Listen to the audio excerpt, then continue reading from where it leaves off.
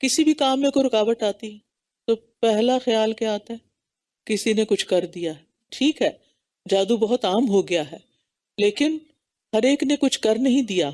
तो इसलिए हम सबको भी बहुत एहतियात की ज़रूरत है कि हम अपने मसाइल का हल कुरान में ढूंढें, ना कि सिर्फ इस चीज़ को सोचते रहें कि हम पे जादू हो गया है, और अगर वाकई हो भी गया है तो उसके इलाज के लिए सही तरीका इख्तियार करें।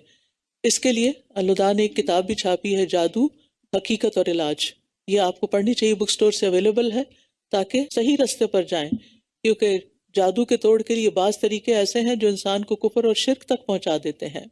जादू के जरिए कोई भी काम निकलवाना, चाहे वो जायज काम ही क्यों ना हो, बाज लोग जादू का तोड़ जादू से करवाते हैं, वो भी तरीका गलत है। कलामुल्लाह जो है वो हर चीज की शिफा है। या अल्लाह के कलाम से बढ़कर कोई और ताकतवर कलाम है? हरगिज नहीं।